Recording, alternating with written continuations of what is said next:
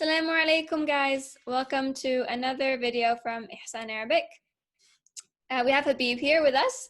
Habib, do you remember what we spoke about last time? Yeah, assalamu alaikum everyone. We were speaking about nouns. We were saying that a noun is a word for a name, place, or thing. Great. Yeah, so let's expand on that today and look at how we can change these nouns. Yeah. So nouns can appear as either indefinite or definite. And how do we show this in English, Habib? So in English, whenever we're using a noun, whether that be speaking or writing something down, we use an article with it. And an article can be a definite article, which would be, for example, the word the, or it might be an indefinite article, and an example of that would be a. There's also the word un. And Great, yeah, when do we use that word instead of a?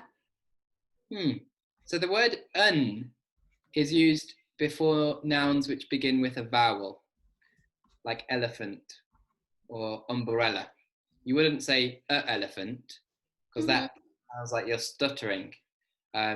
You'd say an elephant, and you put that N on the end, and that's just wholly phonetic. Great, so we have a and un as our indefinite articles, and we have the as our definite article. Yeah. But it's more than just that. So this is how we mark indefiniteness and definiteness on nouns. Yeah. But there's a deeper meaning to it. So let's say I asked you to get me a drink, and you bring me a not very nice drink. I don't like it. Can I get annoyed with you on a grammatical basis? Yeah, on a grammatical basis, I don't think you'd be able to get annoyed with me, because you said, "Can I have a drink?" And if you think about that, whatever drink I bring you, as long as it's a drink, you gave me a very general request. You just asked for a drink. And what if I had asked you to bring me the drink? Yeah, well, when you use the word the, you're being specific. You're narrowing it down to one thing. You probably have one drink in mind. You might say, for example, "Can you buy me the drink that I bought yesterday?" or something. That's definite. Great. So, like you said, it's been referred to previously. Did I spell referred right? There's two R's there. Yeah, there we go. So, exactly. So, it's in our collective memory. Yeah, we're referring to a specific thing. Yeah. Do you have another way of explaining this? Yeah, well, I guess an example I often use is a pencil. If I say a pencil, again, that could be any type of pencil. It could be a school pencil.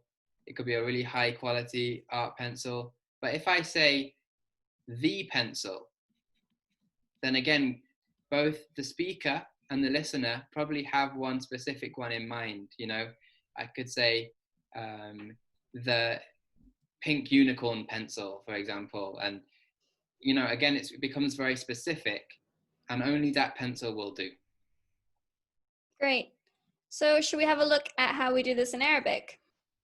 Yeah, why not? Let's do it. So here we have two Arabic words. One is expressing a book and one expresses the book. Habib, could you read out the Arabic for us? Sure, I'll start with the indefinite example. Kitabun. Then I'll move to the definite example. Al-kitabu. Great. So what I often do with students is I ask them to spot the difference. Yeah. Back to those, those activity books you get at service stations. Exactly. Yeah, when you got like spot the difference, and one of the animals has got stripy and one of them's got a spot there. But yeah, okay. So if I was to spot the difference between those two words, if I'm looking at the indefinite example there, it's got tanween, which is doubling of a vowel at the end. I said kitabun. Great. If I look at the definite example, I can see an al on the front. And that al, which means the in Arabic, it's the example of the definite article. That's not there in the other example. There's no such thing in the indefinite example. Another thing that I can notice is on the ba at the end, you only have one dhamma, which contrasts with the indefinite example when you had the tanween. Great. So what can we deduce from this? Is there an indefinite article in Arabic? Well, I suppose there isn't really a separate word for the indefinite article in Arabic. But I often say to students that you can kind of find that in the tanween, as tanween is a marker of indefiniteness. Great. Yeah. Anything else you'd like to add to this? Well, what I would say is that if we're looking at the definite article, you can see there's an alif lam in front of the word, al-kitabu. Now, that is going to bring us to all sorts of considerations to do with how we pronounce that. And that's what we're going to come on to next. Great. Yeah, one last thing that I'd like to add is that there's something or an impossible combination of these things. Ah, yes, of course. I forgot that. Go on. So we could say el-kitabun, which has el, and it has the indefinite marker, like you said, of tanween. Yeah. And what I always tell students is that this is completely impossible. So this just cannot happen. Yeah, you've got to, any seasoned Arabic student has made this a couple of times, this mistake, but exactly. Absolutely not allowed. It's like saying the air book, you know, it doesn't make sense. Yeah. And every Arabic student makes it. It just kind of rolls off the tongue.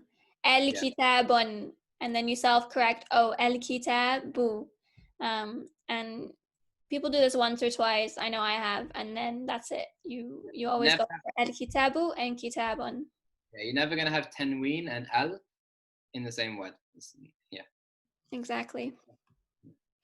Great. Well, that brings us to the end of our discussion about definiteness and indefiniteness. Stay tuned, and then next time you'll be hearing more about what we do when we put L onto a word.